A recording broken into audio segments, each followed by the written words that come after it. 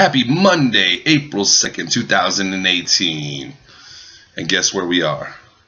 The week of WrestleMania. Man, dun dun dun. Now the real countdown begins, guys.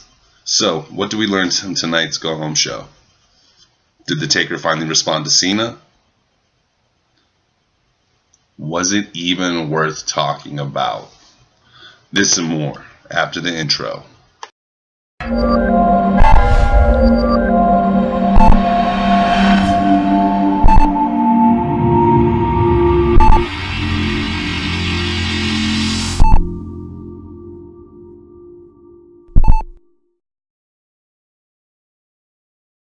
What is going on? Monday, we're here for the Monday Night Raw review. I'm super stoked, man. It is 6 days until the Kliqpod goes live on YouTube. How exciting is that, guys? Days away. And hey, we do PG year-round, but that's the one show that we try to warn you is more prone for adults. There will be some adult beverages, so please don't have kids watching that show, as we never want to promote drinking to anyone underage. But outside of that, guys, it's going to be an absolute blast. But that's not the reason we're here. The reason we're actually here tonight is to talk about tonight's Raw. For me, I guess it's really summed up best. One of my friends texted me during the show, and they proceeded to say that, tonight's Raw wasn't really that eventful. And at this time, I think it was about 8:25, I want to say, somewhere right around there, right around that ballpark. And while I'm going ahead and watching this, or while I'm watching Raw and I read this text, my exact words to them is, this is the go-home show. I really didn't expect too much from it. And let's be honest, did anyone? Our storylines are built up. We already know what we're going to see at Mania. What matches. There's no final nails in the coffin I needed to see. We'll talk about the things we did see on the Go Home show, of course, here momentarily. But I mean, overall, I really didn't have high expectations. They didn't meet my expectations because I didn't have any. So it is what it is. It's the Go Home show. What I'm excited about happens on Sunday, all right? You're only 6 days away from what we've been waiting for. Dream matches, excitement, a stacked card from top to bottom with a few minor misfaults in between, but outside of that, I mean, this is exciting. This is the Kliqpod's favorite time of the year, guys. I mean, come on, we do the live YouTube show. And going into next year, we will be doing a lot more live shows. And I'm actually going to do a video. I'm probably going to record it right after this, but it won't be up until Wednesday. And it's going to talk about the things you can expect after Mania with the whole transition with the Kliqpod, what we're going to do moving forward, things of that nature. But back to tonight, it's exactly what we expected it to be. Just the final Raw before Mania. So tonight's show kicks off with Jonathan Coachman in the ring, 2 tables set up. First, I want to talk about, why did Jonathan Coachman come back? I wasn't a Jonathan Coachman fan before he left. When he went to ESPN, I actually stopped watching SportsCenter, anything he was on. I did listen to his own show, Coachman, and I forget, Coachman and somebody, or the Coach and somebody, and that wasn't, I don't want to take away from him. That was good. But Raw's not where I want to see him. I think that this dude is the biggest kiss at... He is Byron Saxton before Byron Saxton. Byron Saxton is Jonathan Coachman. If you want to disagree, hey, that's your opinion. But my opinion is fact. And with that fact being said, Jonathan Coachman's a waste. He doesn't build anything up for me. I would have rather seen Michael Cole kick off the show tonight over Coachman. And let's just be honest, how much better would the first segment at least have started with Corey Graves being the one out there to do the interviews or to do the Q&A? So we start out with Jonathan Coachman in the ring. As I said before, he's standing at a podium. We have 2 tables, black tablecloths set up, 2 chairs at each. He introduces Stephanie McMahon, Triple H, Kurt Angle, and then Rowdy Ronda. This for me was an absolutely boring segment. As you guys know, I didn't even really pay attention to the Authority segment last week. I don't want to hear Ronda talk. I just want to see Ronda with the Ronda face and kicking ass for the time being. Let's get her a mouth. She's just not the greatest on the mic. Once again, she's doing the same shit at JD from NY206 be talking about. She's doing the smiley Ronda. It's absolute nonsense. We need to get rid of that. Make her the badass. Also, I get it. I get why they call her the baddest woman in the world, but you shouldn't. Get her something else, man. I like Rowdy Ronda better. For me personally, because personally, watching UFC, I know she's not the baddest woman on the planet. She's amazing. I will never take anything away from Ronda, and I don't want you to think that this is me bashing on Ronda. But I just want the nicknames to fit. Just like we don't call Lesnar the baddest man on the planet, we call Brock Lesnar the beast. Because what is he? A beast, man. What is Ronda? She's rowdy, man. She is rowdy. She will start fights, in fights. She's a badass. As I was saying, man, this whole segment just for me was really boring. They're going back and forth. Crazily enough, I think Stephanie had the best line in this whole thing when she talked about, we know how Ronda acts after she loses. I think Ronda was set up. They did this little corny thing where Ronda's like, hey, Stephanie, which hand do you use, the left or the right? Stephanie's like, well, I'm right-handed. Smiley D. I don't know how you go being a bitch to Smiley that instantly. Maybe it's because you're getting the attention. But anyways. So instead of just Ronda saying, good, I just wanted to know which arm to break, she says, which arm to rip off. And the ripoff just fell dead, man. Like, yo, say break. We all know you got the arm bar. Yo, we all know you could break her arm. Make it sound fierce. Don't make it sound weak. I get green on the mic. But I've been saying all along, even when the rumors were just there, that she's not good on the mic. I never thought that was her. I never thought that was her best quality in UFC. Now, she's great at talking in personal interviews, conversations, things of that nature. But when it comes to speaking to a large audience of fans, she's never been good on the mic. So why are we doing this to her? With that being said, I mean, this is really corny. At the ending, they're doing their stare off so they can get some photos. We get Triple H hitting Kurt Angle in the back of the head with a microphone. Ronda goes to attack Triple H.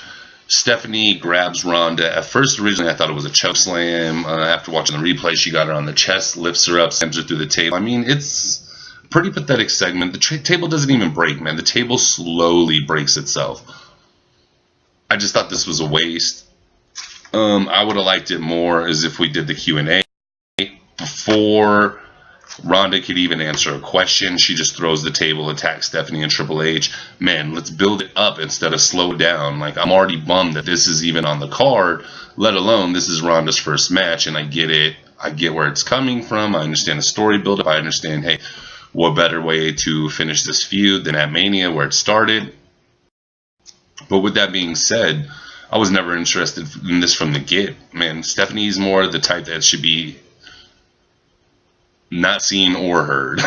Just sit back in the shadows. Let Triple H do his thing, man. I don't have a problem with watching Triple H. I mean, man, that man's gold. He is magic. Even when he still touches a microphone, he's amazing. He knows how to talk. He knows what to say. In a ring, his matches aren't the greatest, but I mean, they're still well performed. I'm sorry. I'm just ranting on this very first match. It's just frustrating. It's frustrating to see this major name pool, this be her first match, and for me, it just feels like this is her first match against Stephanie and Triple H, so Stephanie could be in the limelight, which sucks. This is supposed to be the women's revolution. Stephanie, you're not a part of this revolution. You might be on the backside, but you're not on the front. So, on the front lines, I mean, there's much better quality out there that I think you could have went with Ronda for her first match, but hey, we'll talk about that more throughout the week and on the Mania live show. But really, just stop wasting my time with this crap. Especially to start the show, man. I would have rather this come in the middle, maybe a little more towards the third hour. I don't know, just not to kick off the show, man. You could have kicked off with the match. Give me pumped to start the night. Anyways, I digress. We finally get our first match of the night, which is Bayley versus Sonya Deville. Bayley's amazing, man. I love the work Bayley does. I just don't think Sonya's there. I don't think she's quality. I don't think any of Absolution's quality. I don't even know why this match went on. I understand it was just a match. It was to build up more to the Sasha. I mean, I understood the story that was going on here tonight. Not between Sonya and Bayley, but why you would have Bayley wrestle in the match. Okay, so let me talk about the match, and then we'll get back to that. So, pretty good match. Bayley wins by a quick roll, quick pin. Absolution attacks her after the match immediately, of course. And Sasha runs down. Sasha saves Bayley. Sasha actually tells Bayley to raise her hand. I love this. You're just seeing the bitch boss Sasha come out. So she tells Bayley to raise her hand. Bayley's just like, nah, you might got to be kidding yourself, pretty much. At this point, Sasha, you know how when you were younger, maybe your parent grabbed you just by, the jawline right there and, just scolded, shut, like, stop talking. That's what Sasha did to Bayley. And man, Bayley lost it, attacks Sasha. Well, while they're attacking each other, Absolution attacks them.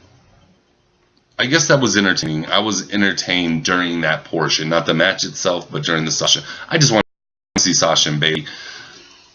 Originally, I was very upset we're not going to see it at Mania, but I'm watching JD from NY 206 this weekend, and this man brings up how, no, we don't want to see it at Mania. We want to wait. Keep simmering it, man. Let's see this for the title at some point. I was sitting there thinking about it. I'm like, damn, that's actually a really good idea, man. I don't want to see it at Mania at this point. I want to see this later down the line when it has its own build-up.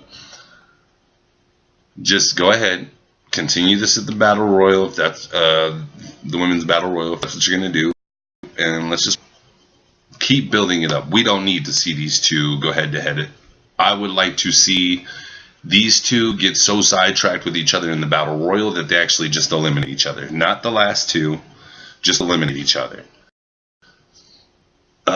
Kind of like back in the day, we would see a Royal Rumble when you'd see two dudes with a feud. That'd be such a big feud, so much hatred, at least, from our perception, that they would literally just take each other out of the Rumble, just be fighting, boom, they'll go out. Even if it's two people come up throwing them out while they're distracted with one another.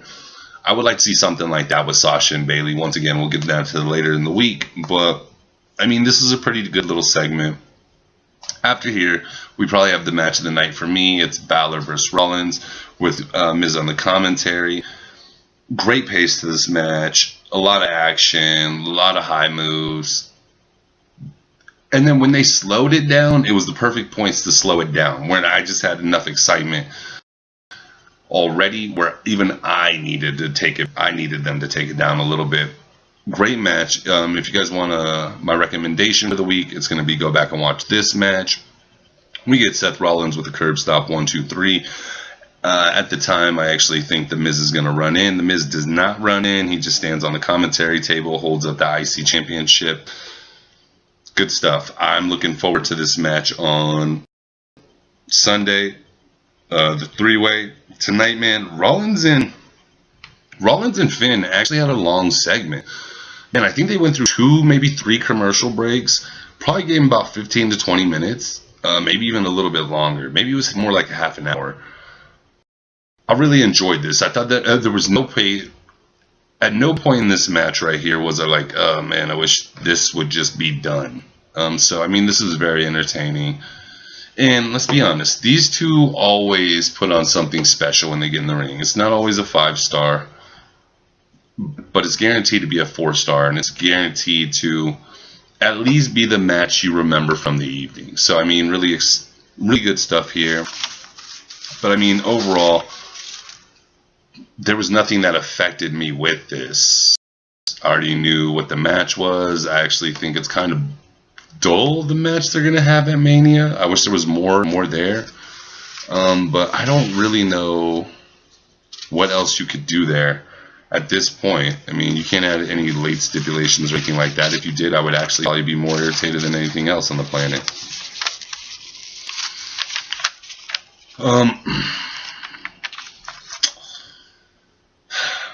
So at this point, we get Kurt stopping Heyman and just says he doesn't want Heyman to say anything that would give pretty much anything that would give Brock hurt tonight. And Heyman just balls out laughing. I personally laugh myself.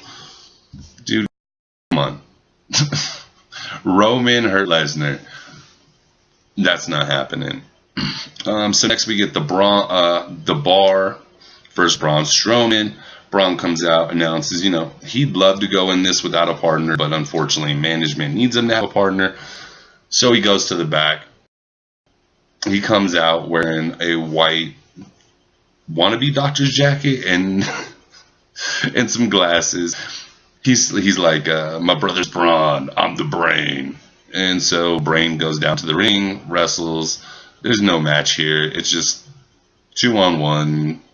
Bell gets rung early. And Braun just shows how dominant he is once again. So, man, I was kind of hoping we'd see who Braun's partner was tonight, but at the same time, I'm glad they left it. Leave the suspense. That is something I'm looking forward to finding out, and I'm glad they didn't reveal it tonight. So I guess we're still in that waiting game. We'll obviously talk about it more in the week, and especially on the pre-show, we're definitely going to talk about it a lot, because right now Braun's doing great things, and I hope he walks away from Mania with the title, but it all depends on who he walks away with with the title, who he has for his partner if he's going to walk away with the title. At this point, man, we got Matt Hardy and Goldust. Need I say more? Matt Hardy wins with Twist of Fate. There was nothing here. It's just one of them matches they just throw in to be like, hey, here's Matt. Hey, these guys are going to be in the Andre Battle Royal. Like, garbage. Then we have something else that just really fell dead on me again. We got CENA coming out to the ring, doing what he does, calling out the Tanker. And I'm not even going to go back and try to cover what CENA talked about here. What I recommend is you guys go back and listen to the promo. It was good. It was more fire from CENA. I mean, he's always great on the mic. But it was kind of dull with just no response. And I know JD stated when I was watching him at this point, he just doesn't want a response. That's what he said last week, is that he just doesn't want a response. But tonight, I wanted to see something, man. Like, not even anything evident to John Cena. And I think this is where detail comes in.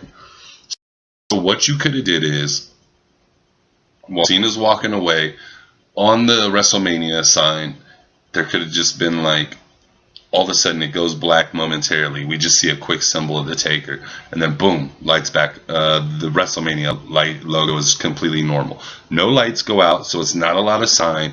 It's just pretty much saying, I see you, John. I think that would have been really awesome. And I don't want John Cena to see this at all. I think that would have been really awesome. Instead, we get no response whatsoever after more calling out. Is this match going to happen or not? We'll definitely find out for sure on Sunday. As far as me thinking it will, I believe with JD, we're not going to hear anything. It's going to be an impromptu match that night. Or maybe it's going to be a match that's agreed to on social media through the build-up, since a lot of the dogging has been John attacking the Taker about what he's doing on social media or through his wife's social media. So, I mean, it's just something we got to wait to see. I personally don't. This isn't a match where I'm like, oh my god, I need to see this. This is 4 years too late for me. But with that being said, it's a match that I've been hyped for. I do want to see it, but not in the same sense that I would 4 years ago. Now I just want to see two larger-than-life legends see what they can do at this point in both their careers against each other. After this, we get Elias. He's in the ring. He's doing his thing. Now, real quick, Elias is the man. This man isn't getting pushed enough. And everybody just loves this man. You just feel it, man. He has that true heel persona. He doesn't need tricks to win matches. He does little heel tactics. The way he presents himself is phenomenal. Love the work Elias is doing. He gets a shit match tonight against Heath Slater. Need I say more? Elias wins. Not even a quick match, guys. Just really a waste of our time once again. So after this, we get Braun walking backstage. He's approached by Kurt Hawkins wearing a Pick Me Braun shirt. Braun just wants one thing. What's your win-loss record? Kurt tries to give him some explanation. He throws Kurt through a wall. I like this. Just shut up, Kurt. Get out of our life. That blows that rumor out of the water that we had heard Kurt might be teaming up with Braun. Thank you, Jesus. Because if I would have seen that, I might have been done. After this, man, we get an interview with Nia Jax. Pretty much it all boils down to she's doing this for the haters. Everybody who never believed in her told her she couldn't accomplish anything. She shouldn't be here. I think Nia's going to walk away with the title. I think, honestly, this is going to be a Daniel Bryan Sheamus situation. Not as quick, but she's going to be Alexa within 1 minute. Just a quick match. Give her the belt. Let's move on. But after the interview, we have Alexa and Mickey versus Asuka and Dana Brooks. Dana, why are you on TV? God, man. JD keeps talking about making a new Get Off My TV shirt with Dana Brooks on there. I would scoop that in a heartbeat, man. I can't stand her. Now, with that being said, I don't know, man. She got an amazing body, but that's not why I watch wrestling. Everybody will tell you, man. Yeah, women look good at the ring to me. But, yo, if you can't wrestle, why are you wasting my time? I mean, go be beautiful somewhere else. I want to say something positive about this other than Asuka just coming in and being dominant. You know what? That's what we're going to go with. Asuka gets tagged. She comes in for maybe a minute, completely dominates, throw freaking Mickey in the Asuka lock. Boom, Mickey taps. Her and Alexa come in and attack Asuka. They attack Dana, or Dana comes in, tries to help. They attack her. Of course, Nia runs down. Alexa gets out of the ring. Mickie James makes the decision of jumping on Nia's back. Gets flipped over with such impact, guys. I mean, this is something you have to go back and see. The way she flips her off, she hits, man. I mean, it looks pretty intense. Nia destroys Mickie. And obviously, it's a setup for Sunday. You guys know how I feel. I want to see Nia win the title. I just want to see the title off Bliss. I love Alexa. I know you Alexa fanboys out there. You're like, she's done so much for this. She hasn't. Okay? She hasn't. Yo, she is gorgeous. I love watching her every week. But as far as watching her title reign, yeah, she does great as a heel, but she's not bringing prestige to the belt. She could do something else. She could do what she's doing now without the belt. And to be honest, I think it would be more impactful if she didn't have the belt. We got to put it on somebody else at this point. Now we're getting close to the end of the show. Paul's walking backstage towards the ring. Kurt stops him, reminds him about what they talked about earlier. Paul just says he's got it, Kurt. And crazily enough, I actually have a ton about this segment. I don't know how I feel about it still. It just really didn't do a lot for me. It's really missing, guys. I know you guys. I know you Roman fanboys are gonna hate me for this, man. But tonight we clearly seen the difference again between CENA, why he's the face of the WWE. Regardless of my personal feelings about him, I'm man enough and respect him enough to admit that, and why Roman cannot be. Dull, dull, dull. So we get Brock in the ring. Paul is just going off on him. I mean, we got superstars and then on the ramp. Paul and Lesnar in the ring. Paul swears to tell the truth, the whole truth, nothing but the truth. Says Kurt got his manhood lopped off tonight. Sorry, first he said Kurt got his manhood lopped off tonight, which had me cracking up. Then he said he was pretty much a bad mentor for Ronda. And then that's when he swears to tell the truth, the whole truth, nothing but the truth. And he starts talking about the last time they were there in New Orleans for Mania. And that's actually when, crazily enough, the streak's broken. Excuse me. And with the streak broken, This man, Paul literally told us what Brock was going to do, and he was going to break the streak. And then going into Sunday, we have the two men who have defeated the Taker at WrestleMania going into this match. And how when he said they were going to beat the Taker, everybody laughed at him. But when they left Mania, they were the ones laughing at everybody else. And you know, he does his Roman build-up. He's from a great legacy, great family. He's a badass, yada, yada, yada, yada, yada, yada. Kiss him, kiss his ass, kiss his ass, kiss his ass. Build him up as only Paulie can. Paulie will get you interested in Roman. Me, no. But if you tune in, you will probably get interested because Paulie's that good on the mic. But with that being said, it was the same shit. And then, obviously, Paulie calls Roman Brock's bitch. That's when we see Roman come down. Roman gets in the... Originally he stopped by the superstars in the entranceway. And then he brings up to him, as he tries to go one side, the other, down the middle, and he stopped all 3 times. He proceeds to tell the superstars there, hey, you guys are going to protect this part-timer, you know, while we're full-timers pretty much. Of course, predictable, they split like the Red Sea. He gets down there, throws 5 Superman punches. The Beast is laying down. He gets too cocky. Brock gets up, F5s him. Roman's down. We already know where this is going. They showed us what we're going to see on Sunday. But not how we think, because Roman's going to kick up from that F5. He might even kick up from a second and a third. But you know what Lesnar's not going to kick up for him? A 6th Superman punch. I think that's going to be the number that Roman uses to beat Lesnar. Which sucks, man. That punch just doesn't look like anything. And I get it, man. I totally get it. But I don't get that punch and how that's a finisher, even combined with the spear. But hey, that's not for me to decide. And we get the F5 to Roman. Him and Paulie are talking outside the ring. That's how the show ends. Overall, what I say, guys, I mean, it's just the go-home show. We didn't really put too much emphasis on this. But tomorrow we got SmackDown.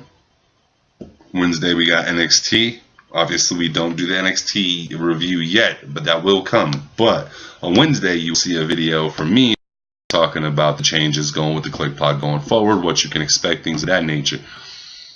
Thursday, you're going to see, I don't know, every day this week I want to have content as we get closer and closer to Mania. This is Mania week. It's our most special week of the year. Let's just put out the content. Let's have fun. Let's talk about things that only Kliqpod can. And as you know, me and Dean coming hard as hell with them A through Z old school pay-per-view reviews. So I mean, and crazily enough, guys, we're about to hit our 100th video soon. Holy shysta. Where's the time gone? And we're barely getting started. I mean, because if you guys have noticed, these videos have been flowing. But with that being said, guys, I'm excited. It's the week of. Not much of a long way left. I'll be back tomorrow night with you for the SmackDown review. But until then, go ahead, look down, hit the like and subscribe. Follow us on Twitter at Kliqpod. You can follow me individually at TheLegend958. Don't forget to follow us on Twitch, Kliqpod Gaming, or you can follow me at KliqpodJG. God, Podomatic, iTunes, everything, guys. We're everywhere. Big shout out to the whole Kliqpod family, man. We know we love you. We ain't going nowhere ever. And thank you for helping us grow, guys. But until tomorrow night, take names, kick ass, and peace.